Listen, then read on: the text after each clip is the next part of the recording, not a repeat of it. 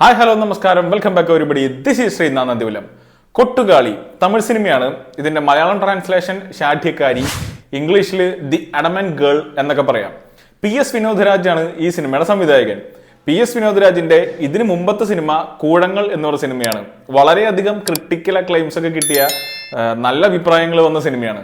അതുകൊണ്ട് തന്നെ വിനോദരാജ് എന്ന് പറഞ്ഞ സംവിധായകനായിരുന്നു ഈ സിനിമ കാണാനുള്ള എൻ്റെ ഏറ്റവും വലിയ മോട്ടിവേഷൻ.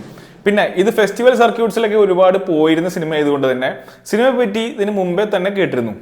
കൊട്ടുകാളി ഒരു അസാധാരണമായിട്ടുള്ള റോഡ് മൂവിയാണ്. റോഡ് മൂവീസ് നമ്മൾ ഒരുപാട് കണ്ടിട്ടുണ്ട്. പക്ഷേ ഇതിലെ യാത്രയും യാത്രയുടെ ഉദ്ദേശവും അതിൻ്റെ രീതികളും അതിൽ നടക്കുന്ന സംഭവങ്ങളൊക്കെ ബാക്കിയുള്ള റോഡ് മൂവീസിനേക്കാൾ വളരെ വ്യത്യാസമാണ്.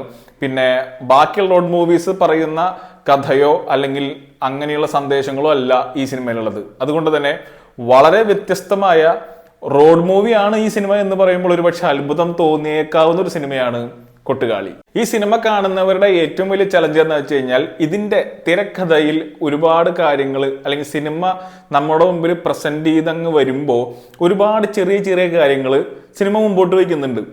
അത് കറക്റ്റായിട്ട് ക്യാച്ച് ചെയ്തില്ലെങ്കിൽ സിനിമ അവസാനിക്കുമ്പോൾ ഒരു പക്ഷേ നിങ്ങൾ പറഞ്ഞേക്കാം, ഇത് എന്ത് സിനിമയാണ്, എന്ത് തേങ്ങയാണ് ഇവർ കാണിച്ചു വെച്ചേക്കണം, ഇപ്പൊ എന്താ ഉണ്ടായേ എന്നൊരു അഭിപ്രായത്തിലേക്ക് വരെ എത്താൻ സാധ്യതയുള്ള സിനിമയാണ്. തിയേറ്ററിൽ ഞാനിത് കണ്ടുകൊണ്ടിരുന്നപ്പോൾ എൻ്റെ കൂടെയുള്ള കുറച്ച് പേർക്കെങ്കിലും അങ്ങനെ ഒരു അനുഭവം ഉണ്ടായിരുന്നു. അതുകൊണ്ട് തന്നെ ഈ സിനിമ നിങ്ങൾ കാണുമ്പോൾ വളരെ സസൂക്ഷ്മം സിനിമ എന്ത് സംസാരിക്കാൻ ശ്രമിക്കുന്നു എന്നുള്ള കാര്യം ശ്രദ്ധിക്കുന്നത് നല്ലതായിരിക്കും.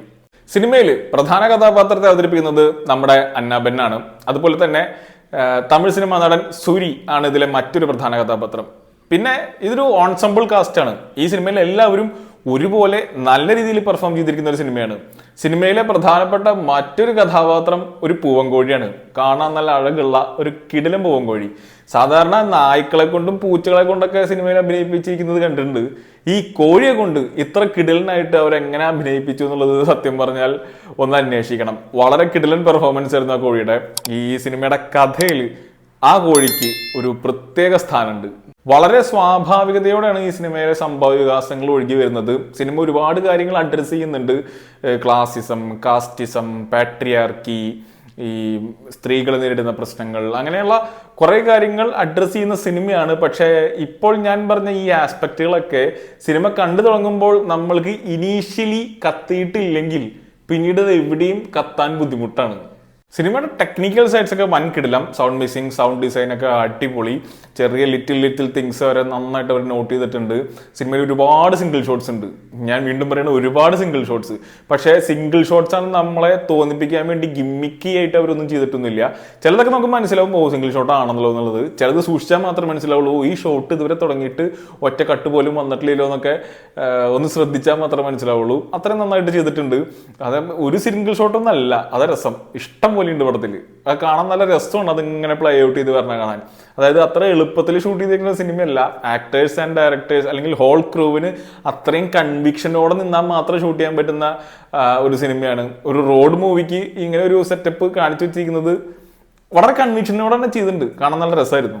നമ്മുടെ ക്ലൈമാക്സ് വളരെ ട്രിക്കിയാണ്. ക്ലൈമാക്സ് കഴിഞ്ഞു കഴിഞ്ഞാൽ നമ്മൾ ചിലപ്പോൾ അങ്ങോട്ടും ഇങ്ങോട്ടും നോക്കും, കൂടെ ആരെങ്കിലും ഇരിക്കുന്നുണ്ടെങ്കിൽ ഇപ്പം എന്താ ഉണ്ടായി എന്നുള്ളത്. ആ ലെവലൊരു ക്ലൈമാക്സ് ആണ്. അതായത് ഇപ്പോൾ ഒരു ഉദാഹരണം പറയുകയാണെങ്കിൽ നമ്മുടെ ആട്ടം സിനിമയില്ലേ ഈ പറഞ്ഞത്, ആട്ടം സിനിമയുടെ ക്ലൈമാക്സ് കണ്ടവർക്ക് അറിയാം, ഇതിപ്പോൾ ആരാണ്, എന്താ സംഭവിച്ചത്, എങ്ങനെയായിരുന്നു, ആരായിരുന്നു, എപ്പോഴായിരുന്നു എന്നുള്ള ക്വസ്റ്റ്യൻസിന് അവിടെ കൃത്യമായ ഒരു ആൻസർ ഇല്ല.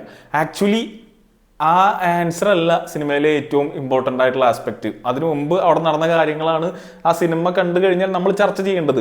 അത് മനസ്സിലാക്കിയാൽ ക്ലൈമാക്സിന്റെ ഇമ്പോർട്ടൻസ് അല്ലെങ്കിൽ ക്ലൈമാക്സിൽ എന്തുണ്ടായി എന്നുള്ള ക്വസ്റ്റ്യൻ അവിടെ നിൽക്കും. ഇവിടെയും ഏകദേശം അതുപോലെയൊക്കെ നിൽക്കുന്ന ഒരു ക്ലൈമാക്സ് ആണ്. പിന്നെ ഈ സിനിമയുടെ പ്രത്യേകത, നിങ്ങൾക്ക് നിങ്ങളുടെ ഇന്റലിജൻസിനെ ക്വസ്റ്റ്യൻ ചെയ്യുന്ന, സിനിമ കഴിഞ്ഞാലും അതിനെപ്പറ്റി നമ്മളെ കൊണ്ട് സംസാരിപ്പിക്കുന്ന, സ്പൂൺ ഫീഡ് ചെയ്യാത്ത സ്ക്രീൻ പ്ലേകൾ ഇഷ്ടമാണെങ്കിൽ ഡെഫിനറ്റ്ലി നിങ്ങൾക്ക് ഈ സിനിമ ഇഷ്ടപ്പെടും. കൊട്ടുകാളി OTT വന്നതിന് ശേഷം അതിൻ്റെ സ്ക്രീൻ പ്ലേയുടെ ആസ്പെക്ട്സിനെ പറ്റി, സിനിമ ചർച്ച ചെയ്യുന്ന വിഷയങ്ങളെ പറ്റി, അതിൻ്റെ വിഷ്വൽ സ്റ്റോറി ടെല്ലിങ്ങിനെ പറ്റിയൊക്കെ ഒരു വീഡിയോ ചെയ്യാൻ എനിക്ക് എന്തായാലും താല്പര്യമുണ്ട്. OTT വന്നു കഴിഞ്ഞാൽ ഉറപ്പായിട്ട് ഞാനത് ചെയ്യും. സിനിമാറ്റിക്കലി വളരെ ഇന്റലിജന്റ് ആയിട്ടുള്ള ഒരു സിനിമ കാണാൻ നിങ്ങൾക്ക് താല്പര്യം ഉണ്ടെങ്കിൽ കൊട്ടുകാളി തിയേറ്ററിൽ പോയി കാണാം. എല്ലായിടത്തും റിലീസൊന്നും ഇല്ല, മിക്കവാറും മൾട്ടിപ്ലക്സുകളിലോ PVR ഐനോക്സിലൊക്കെ ഉണ്ടാവുള്ളൂ. അല്ലെങ്കിൽ OTT വരുമ്പോൾ എന്തായാലും കണ്ടു നോക്കുക. കണ്ടിട്ട് അഭിപ്രായങ്ങൾ കമന്റ് ചെയ്യുക. അടുത്ത സിനിമയുടെ വിശേഷമൊക്കെയായിട്ട് വീണ്ടും വരാം. കാണാം.